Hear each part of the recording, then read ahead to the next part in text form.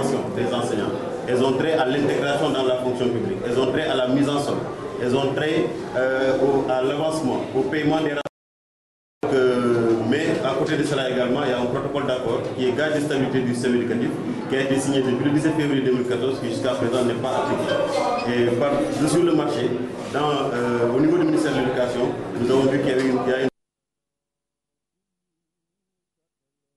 donc c'est pourquoi nous allons y aller pour interpeller les autorités par rapport à la prise en charge de ces questions conjoncturelles afin que nous puissions maintenant réfléchir en toute sérénité sur le devenir de l'école sénégalaise à l'horizon 2035. Mais également, nous veillerons à ce qu'on mette en place des structures de suivi de ces accords pour que leur application soit en toute intelligence avec l'ensemble des acteurs du système éducatif pour qu'on ne connaisse pas le sort qui a été réservé aux résolutions des États généraux de 1981 qui n'ont pas été appliquées. Je vous l'annonçais il y a quelques minutes, à Fatick, les pluies diluviennes ont occasionné d'importants dégâts matériels dans la commune de Karang. Une trentaine de maisons se sont effondrées et on parle de 5 blessés. Vous aurez les détails dans nos prochaines éditions avec Mamadou Martar Sarr, notre correspondant au niveau de cette partie du pays. Le Sénégal enregistre un déficit d'agronomes. Les profils qui sont présentés laissent apparaître nettement que le pays va vers l'extinction de ses ingénieurs.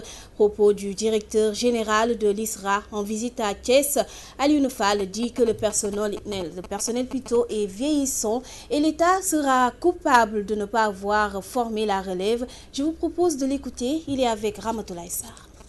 C'était important, en tout cas, qu'on s'accorde un peu sur un certain nombre de choses qui devraient nous permettre d'être beaucoup plus efficaces dans notre démarche et surtout dans la situation actuelle où le ministre de l'Agriculture a démarré le programme de relance et d'accélération de la cadence de l'agriculture sénégalaise, que nous tous, en tout cas, nous tirons dans la même direction pour qu'on soit beaucoup plus efficace. Donc, parler le même langage, c'est de voir toutes les structures qui gravitent et qui travaillent avec la recherche, comment chaque structure peut jouer véritablement son rôle. La formation, vous savez, c'est très très important, parce que sans la formation, on ne peut pas avoir une jeunesse qui puisse jouer véritablement aussi leur rôle dans le développement du pays. Donc l'ENSA, qui est l'École nationale supérieure d'agronomie, il faut qu'on soit conscient des choses, et je dis ça clairement, et je crois que je le pense, nous sommes devant l'histoire. Devant l'histoire, pourquoi ? Parce que nous traversons une période où c'est très étonnant d'avoir un pays comme le Sénégal qui a bien sûr le moteur de développement qui est l'agriculture et il n'y a pas d'agronome. Donc il n'y a pas d'agronome, on l'a décrié partout. Vous allez à l'ISRA, vous allez dans les ONG, vous allez au ministère.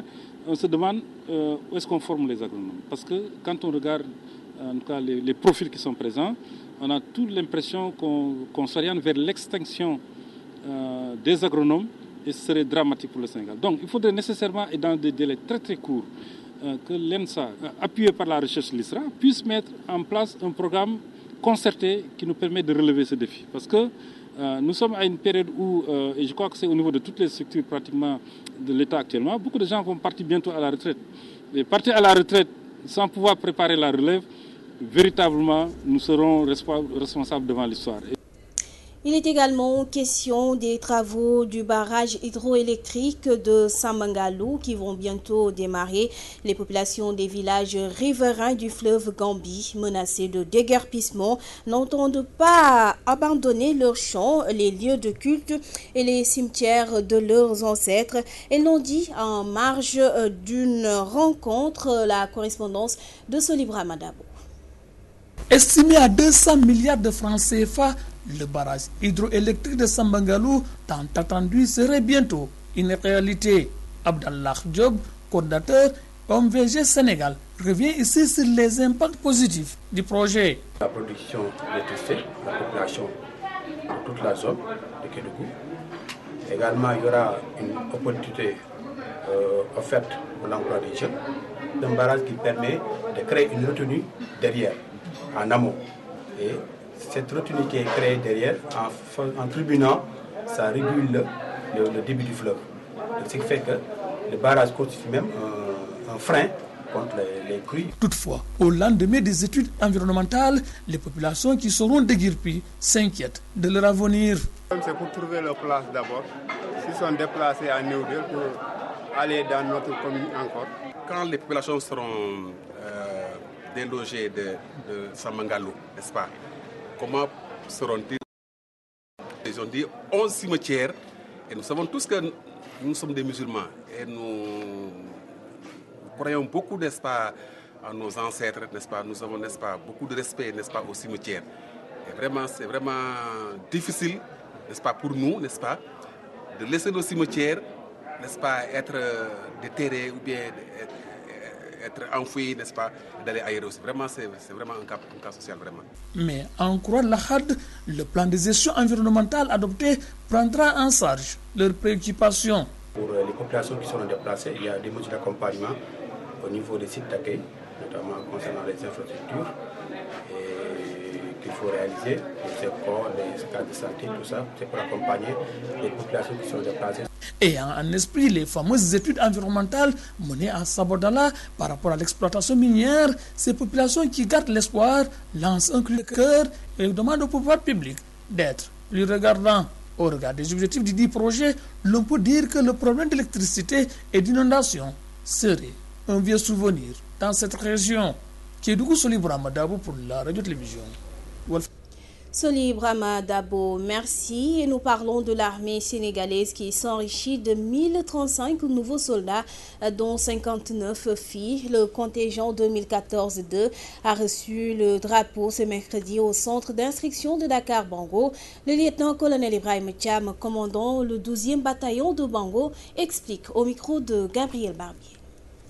Le contingent que nous venons de voir tout de suite a été fort de 1035 personnels, dont 59 filles. Cette formation a démarré depuis le début du mois de mai, donc pratiquement 4 mois. Et donc, elle vient de prendre fin. Cette cérémonie revêt une importance capitale dès l'instant que, après avoir subi la première formation initiale, la formation dans la vie militaire, il est bon que quand ces gens-là partent rejoindre leur corps, qu'on fasse une cérémonie pour magnifier donc cette formation qui vient de prendre fin. Vous savez, au centre d'instruction, nous sommes le pourvoyeur de toute l'armée nationale. Tout le monde est formé à partir d'ici et partant de là, on injecte des gens dans les formations et à partir de leur formation de qualification d'armes où ils seront spécialisés. Les paras, ils seront paras, les blindés seront blindés, et les triangles seront du train, le matériel, ainsi de suite, toutes les spécialités. Mais la formation commune générale est faite à partir d'ici. Et maintenant, chacun va faire sa spécialisation et naturellement, chacun va rejoindre son corps et faire, en tout cas, ce qu'on fait. S'il s'agit de défendre le pays, il s'agit de partir faire le combat, s'il s'agit de faire la défense, parce qu'il y a plusieurs manières de défendre le pays. Ça peut être avec les armes ou bien en tout cas économiquement, ça dépend de ce qu'on a, donc là où on est affecté. Dans le reste de l'actualité, l'immigration clandestine fait de nouveaux victimes. Plus de 170 corps ont été repêchés au large des côtes libyennes. Au quai de Soumbédioune, certains pêcheurs demandent à l'État de prendre des mesures fermes pour éviter ces drames. D'autres, par contre, estiment que ces migrants sont des candidats au suicide. Angèle Mendy y a fait un tour. Ça ou Barsac revient dans les mémoires. Environ 170 corps de migrants clandestins africains repêchés au large de la Libye défrayent la chronique ici et ailleurs. À Soumbédioune, le débat fait rage. Ici, aucun pêcheur ne prend cet engagement. Car faire cela, c'est risquer sa vie. Tout ce qu'il cherche ailleurs se trouve ici. Certains se disent pêcheurs et font l'immigration clandestine. Or, ils ne le sont pas, puisqu'ils cherchent de l'argent.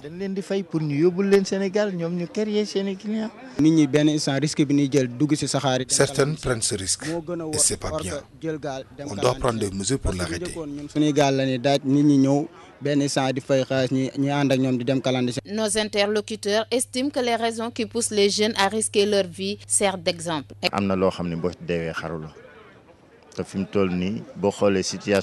Ceux qui le font encourent de grands risques.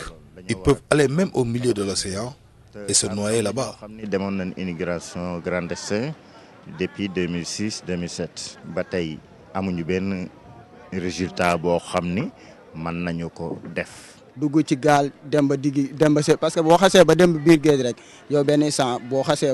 Cela ne m'a jamais traversé l'esprit. Ces immigrants clandestins ne savent pas ce qu'ils font. Dieu seul peut les sauver, sinon ils peuvent y laisser leur vie.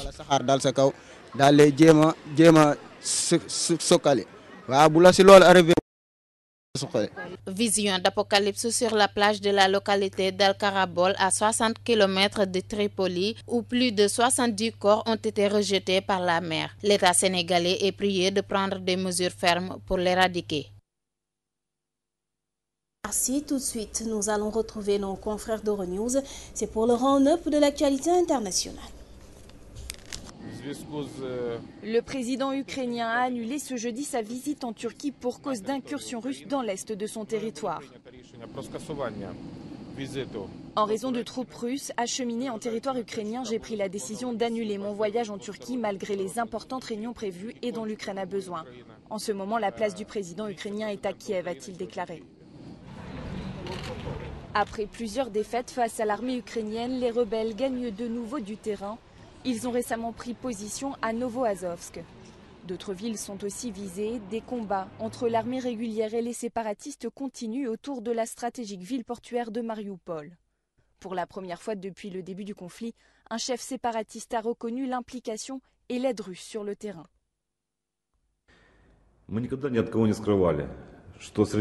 Nous n'avons jamais caché qu'il y avait beaucoup de citoyens russes parmi nous.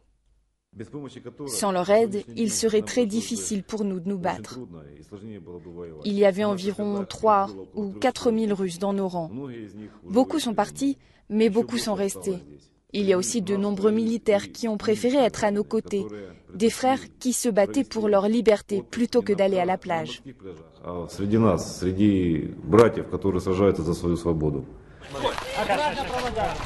Depuis le début des combats en mars dernier, les civils sont les premières victimes de ce conflit. En 4 mois, 2000 personnes sont mortes, dont 1200 rien que pour le mois dernier. Ahmed Davutoğlu a grandi politiquement aux côtés de Recep Tayyip Erdogan, dont il est un fidèle parmi les fidèles et l'un des hommes d'influence de premier plan. Le choix de la continuité, et même s'il n'a pas le soutien de certains membres de son parti, le nouveau Premier ministre confirmait la semaine dernière sa volonté de rester dans la ligne.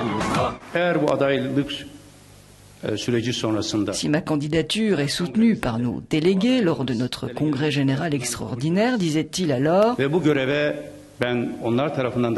personne le moindre doute, le grand mouvement de restauration de la Turquie, engagé ces 12 dernières années, se poursuivra. Né en 1959 dans la province de Konya, dont il est le député depuis 2011, musulman intransigeant, cet ancien universitaire a su s'imposer comme un fin stratège et un négociateur redoutable. Conseiller diplomatique d'Erdogan avant de devenir ministre des Affaires étrangères en 2009, il est l'artisan du retour en force de la Turquie sur la scène internationale. Une politique étrangère ambitieuse, résumée par sa formule devenue célèbre, zéro problème avec les voisins, afin de refaire de son pays un médiateur incontournable au Moyen-Orient. Une politique qui a connu pourtant bien des ratés depuis ces 2 dernières années, que ce soit avec Israël, mais aussi avec les capitales arabes, l'Irak ou encore l'Iran, où il a marqué par ses positions ambiguës. Nous ne voulons pas d'armement nucléaire dans la région, disait-il alors, mais nous ne souhaitons pas non plus freiner l'accès aux technologies nucléaires à des fins pacifiques. À 55 ans, Ahmed Davutoğlu connaît donc la consécration en devenant chef du gouvernement. Reste à savoir s'il restera dans l'ombre de son mentor ou s'il affirmera sa partition à moins d'1 an des élections générales. Sur cette vidéo amateur, la petite fille et son instructeur avant le drame. La scène se déroule dans l'Arizona. On la voit s'entraîner au tir avec un Uzi, un fusil mitrailleur très puissant. Mais quelques minutes plus tard, la fillette perd le contrôle de son arme. Son instructeur de 39 ans est mortellement touché à la tête. Il est dangereux de mettre une arme dans les mains d'un enfant. Vous savez, franchement, ils ne peuvent pas tenir une arme aussi dangereuse, aussi puissante et aussi lourde. Donner des cours de tir aux enfants est habituel aux États-Unis. La loi impose seulement aux mineurs d'être accompagnés d'un adulte ou d'un instructeur. Pour moi, ce n'est pas un problème qu'une fillette de 9 ans tire avec un fusil mitrailleur. Ce n'est pas le problème.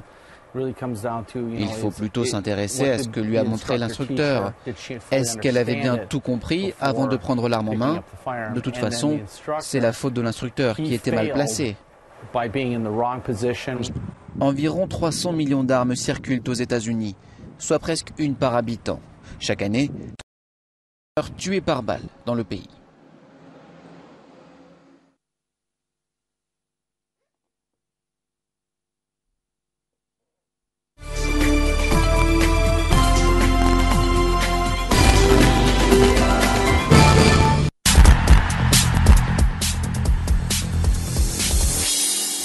C'est parti pour l'actualité sportive avec Chertidiane Gomis que nous accueillons. Bonjour Chertidiane. Bonjour Néné Jupiter Ndiaye. Nous démarrons par du football avec les échos du développement du football européen. Oui, effectivement. Et on débute avec la présidence de la FIFA. Michel Platini a annoncé qu'il ne se présentera pas contre l'actuel président de la FIFA, Sepp Blatter, l'actuel président de l'UEFA, a indiqué, je cite, « Ce n'est pas le moment et ce n'est pas mon heure ». Et pour continuer avec les nouvelles venant de l'Europe, le tirage au sort des poules de la Ligue des Champions s'effectuera cet après-midi à 15h45 à Monaco. Le chapeau numéro 1 est composé du Real, champion d'Europe en titre, du Barça, du Bayern, de l'Atlético Madrid, d'Arsenal, de Chelsea, de Porto et de Benfica.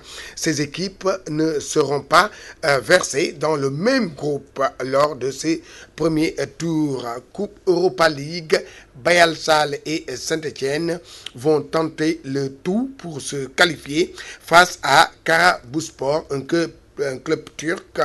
À l'aller, c'était les Turcs qui avaient gagné par 1-0. Et on va parler de Arsenal qui n'a pas permis à Dembaba de se qualifier en Ligue des Champions. C'est un élément de nos confrères d'Euronews.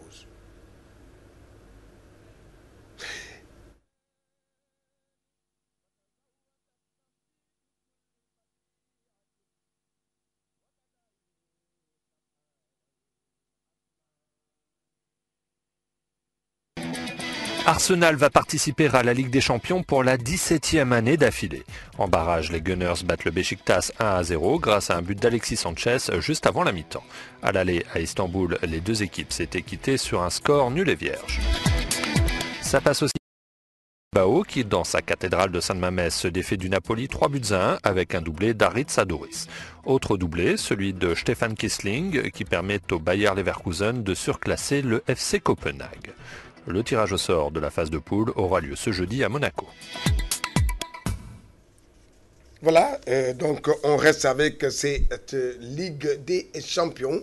Sachez que malheureusement, pour certains Lions qui ont été éliminés, et c'est le cas de donc Sadio Mané avec Salzbourg de Red Bull. Son équipe a été éliminée par Malmö, les Suédois. 3-0. Et pourtant, l'équipe de Sadio Mané avait gagné lors de la manche aller sur un score de 3-1. Samuel Eto'o a décidé de mettre fin à ça,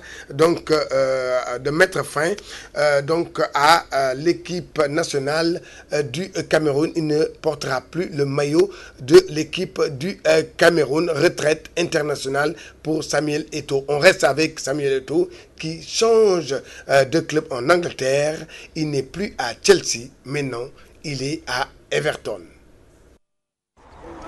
Samuel Eto'o reste en Angleterre mais quitte Chelsea en faveur d'Everton. L'attaquant camerounais a signé un contrat de 2 ans avec les Toffees où il retrouvera son ancien coéquipier à Londres, Romelu Lukaku.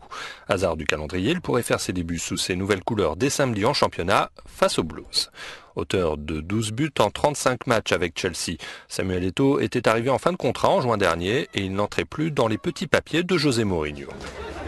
Vainqueur à 3 reprises de la Ligue des Champions, désigné 4 fois joueur africain de l'année et meilleur buteur de l'histoire des Lions indomptables, l'ancien Barcelonais n'a pas été convoqué par Volker Finke pour les prochaines rencontres du Cameroun. Conséquence peut-être du parcours désastreux lors du mondial brésilien.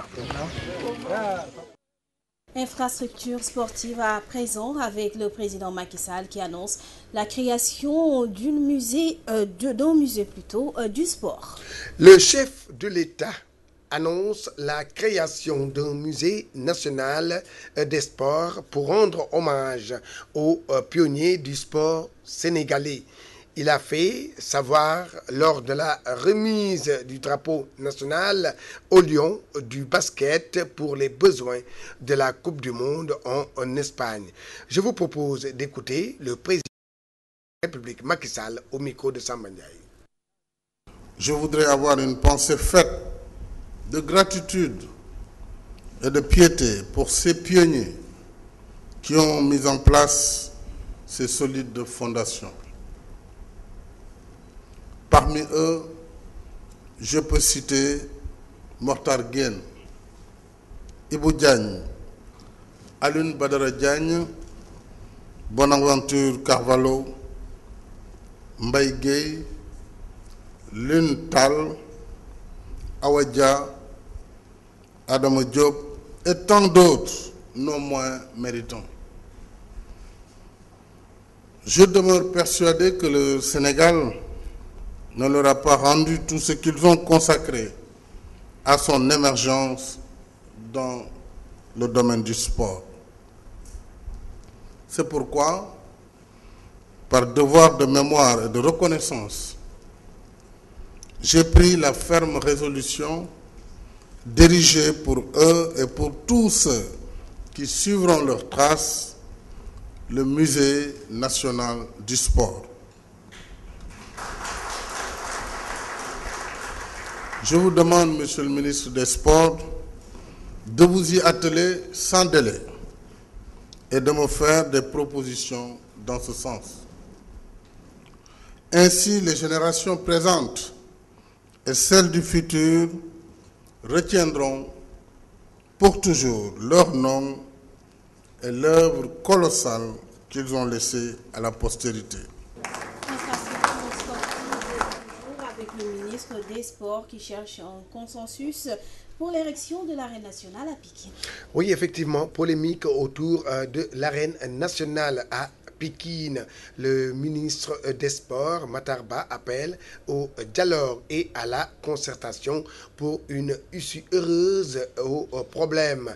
Ce dernier s'est exprimé sur cette question lors d'une session de formation dédiée au mouvement Navétane à Pikine. Je vous propose d'écouter Matar Ba, le ministre des Sports. Il est au micro de Théodore Semedo. Je suis dans une dynamique de concertation. Le fait de dire on ne veut pas cela ne veut pas dire que cette arène n'aura pas lieu ou bien on ne le fera pas à Pikine. Il y a une étude d'impact environnemental et social qui est commanditée par l'État sénégalais. Les conclusions seront rendues publiques et puis nous verrons effectivement ce qu'il y a à faire par rapport à cet édifice-là qui est, à mon avis, un projet qui est en train d'évoluer. Ce n'est pas un projet d'arène nationale tout court. C'est un complexe multifonctionnel qui est en train d'être travaillé avec la partie chinoise. Je me suis inscrit dans une dynamique de concertation, de discussion avec tous les acteurs et que la décision sera prise dans l'intérêt des populations. On reste dans le chapitre des infrastructures sportives. C'est pour annoncer qu'une délégation de la CAF est à Dakar dans le cadre d'une inspection des stades Léopold Senghor et Caroline Faye et la levée de la suspension du stade Léopold Senghor pourrait être prononcée ce soir même, donc après la visite de Léopold Senghor. Nous parlons Navétane à Pikine pour finir avec les responsables qui souhaitent que la culture retrouve sa place dans le Navétane. Pour redonner la culture sa place dans le sport, l'ODCAV de Pikine initie une session de formation à 150 jeunes du mouvement sportif et culturel autour du patrimoine culturel immatériel. Voici Amadou Sy, président de l'ODCAV de Pikine, qui s'explique sur le contenu du programme au micro de Théodore Semedo. C'est la capacité les jeunes du mouvement Nawetan qui sont dans le département de Pikine à savoir identifier d'abord le patrimoine culturel immatériel, à le sauvegarder et à le transformer en atout économique, c'est-à-dire permettre aux jeunes de faire du patrimoine culturel et immatériel un facteur de développement économique, social et culturel dans le département de Pikine, au profit, premier d'abord, des jeunes du mouvement Nawetan. Former les jeunes à l'élaboration de programmes, de projets culturels. Et ils vont encore être formés à l'identification de projets culturels porteurs, les projets qu'ils peuvent prendre et qui peuvent rapporter économiquement quelque chose au mouvement Nawetan. Ce sont des recettes du football que l'on met dans la culture. La culture ne produit pas de recettes dans le mouvement Nawetan. Les recettes que nous mettons dans la culture au Nawetan sont toujours recettes. C'était Amadou Sy, le président de l'ODCAV de Pikine. Merci à Amadou Sy et merci à Néné Jupiter Ndiaye. Amis sportifs, c'est tout pour le sport. Merci. Diane Gomis, voilà, c'est fini pour la première partie. Nous abordons à présent la deuxième pour retrouver votre rubrique Info École.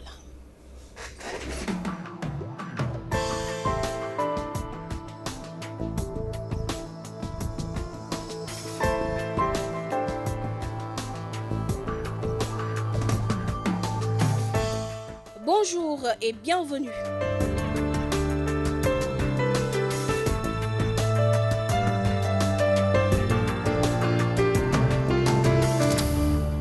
Dans Info École de ce jour, nous parlons de l'éducation des filles qui est bien ancrée dans la commune de Pire. La tendance qui faisait d'elle un des domaines réservés aux garçons est complètement renversée. Le reportage de Ramatoulaye Sarr. L'éducation des filles semble bien ancrée dans l'esprit des parents d'élèves de la commune de Pire. Ces dernières ont pratiquement raflé tous les prix en série scientifique dans le département de Tivaouane. Travailler à leur scolarisation et à leur maintien à l'école est un pari apparemment atteint. Awaban, élève en terminale S2, en est une illustration. Nouvelle scientifique âgée de 18 ans, elle vient de décrocher son diplôme. Quand on nous dit que les matières scientifiques ne sont pas pour les filles mais pour les garçons, alors que ça c'est faux. Les filles sont meilleures. On voit dans notre classe cette année, la première c'est une fille, deuxième fille, troisième fille. Donc les filles peuvent faire la matière scientifique, non. Mais on nous dit que la série S c'est pour les garçons. Binta Gueye, quant à elle, fera noter qu'aujourd'hui dans la commune de Pire, la tendance qui faisait de l'éducation un domaine réservé aux garçons est complètement renversée. Avant, les filles n'allaient pas à l'école à Pire, jusqu'en 1947. Après, elles allaient à l'école, mais ce n'était pas donné à tout le monde. Mais aujourd'hui, les filles peuvent aller à l'école, mais aussi peuvent réussir si elles le veulent. Maintenant, les parents d'élèves ont compris l'importance de l'éducation des filles. Awaban, qui est aujourd'hui la meilleure élève de terminale S2 de Pire, je me souviens en 2009, elle disait dans une petite note qu'elle voulait avoir le bac S2. Une cérémonie qui aura permis aux organisateurs de montrer aux femmes que seul le travail est apte à leur permettre de s'affirmer et de jouer pleinement leur rôle dans le développement économique du pays. La modernisation des DARA doit se faire dans la concertation et dans la valorisation des acquis réalisés. C'est la conviction de la Diamatou Ibadou Rahman. Les responsables, lors de la réflexion à Diamagun Sikapmbao, ont lancé un appel aux intellectuels afin de développer leur recherche sur le Coran pour ne pas commettre les erreurs d'interprétation du livre saint.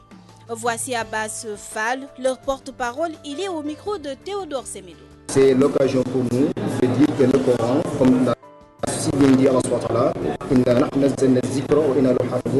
c'est nous qui avons fait descendre le Coran et nous nous portons garant pour sa protection. La Diamant entend former une élite non seulement capable de présider aux destinées de ce pays, mais aussi imbue de moralité islamique.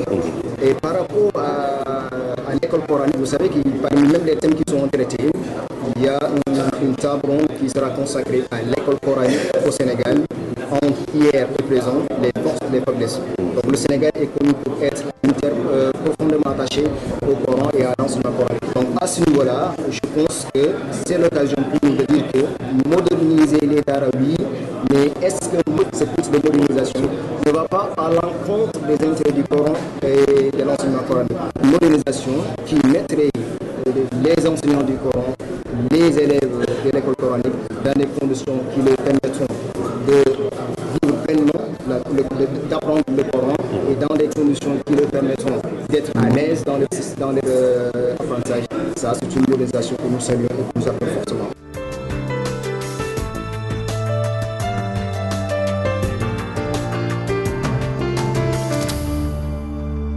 C'est tout pour aujourd'hui.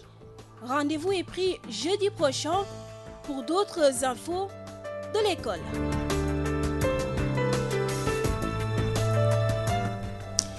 Retrouvez votre rubrique Info École jeudi prochain, le dernier virage de ce 13h, un survol de l'actualité. De nos journées, c'est avec Ndeye Fatou Ndiaye.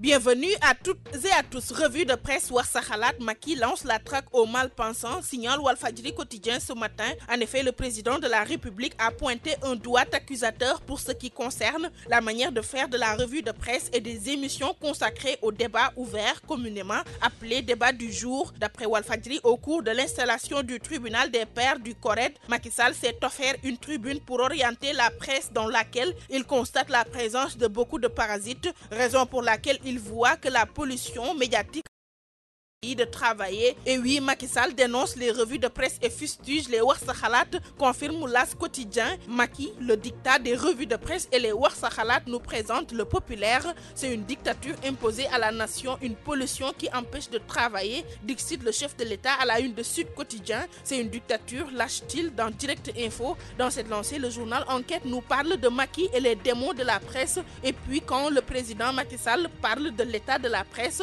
d'après Libération, il dénonce des parasites et une dictature. Tout de même, dans Siwel, Macky Sall déclare, je cite, « Je préfère saisir cette juridiction, c'est-à-dire le tribunal des pairs du CORED, que d'emprisonner des journalistes. » Loin s'en faut, Le Soleil nous informe que Macky Sall est favorable à la révision de la convention collective des journalistes. De plus, lui et son régime veulent obtenir un consensus fort autour du nouveau code de la presse qui se retrouve avec un tribunal des pairs installé depuis hier, donne l'occasion à nos confrères du journal Le Quotidien de mentionner que les journalistes sont sur la corde raide. Et pour sa configuration, Le Populaire nous renseigne que présidé par Mamles Camara, ce tribunal compte 10 juges dont 4 femmes et 6 hommes. Inspiré par les commentaires du président Macky Sall, Daoucho, le biétiste de Direct Info, note que le président en veut à la revue de presse version sénégalaise qu'il assimile à une dictature. Alors cette montée d'adrénaline du côté du pouvoir se justifierait-elle, s'interroge Daoucho. Et c'est au moment où le peuple a des urgences qui ont pour nom morosité économique, coût élevé de la vie, campagne agricole désastreuse, inondations, crise universitaire persistante et j'en passe, pour jeter le regard sur l'autre question posée par Walfadjri quotidien ce matin. Et c'est faut-il brûler la Cour des comptes? Au constat des rapports jamais suivis des faits, mon confrère Seyni Diop soulève le débat sur l'utilité de la Cour des comptes. À ce sujet, le reflet du miroir de mon confrère Ibrahima Anne balance à quoi sert ce machin,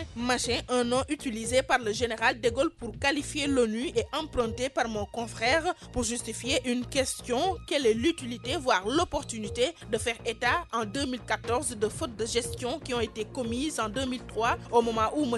Idrissa Seck exerçait les fonctions de Premier ministre. Mieux, quel est l'intérêt ou la portée d'une telle dénonciation, marque Ibrahima Anne, avant de rappeler les déclarations du président Wade qui voulait supprimer cette cour. Sur un autre registre, le journal Le Quotidien se focalise sur l'ouverture ce matin des assises de l'éducation. L'école pense ses mots, titre Le Canard qui livre les attentes et les propositions des syndicalistes. Dans le social, on y reste avec l'Observateur qui nous dit que le mouton les forailles. Et pour étayer, mes confrères réalisent des reportages à Dara, Kaffrine, Kaolack, Thiès, Ziguinchor, Tamba et Louga où le ruminant de la tabaski se raréfie, tout comme l'électricité dans la capitale sénégalaise. D'après la Tribune, la Sénélec fait disjoncter ses abonnés avec les délestages qui reviennent au galop. Dans le même journal, on évoque la fin des débats sur les exceptions de nullité dans le procès Karim Wade. Tous les prévenus, même Bibo à la barre lundi, annonce l'As quotidien. Karim vers le fond envisage le quotidien.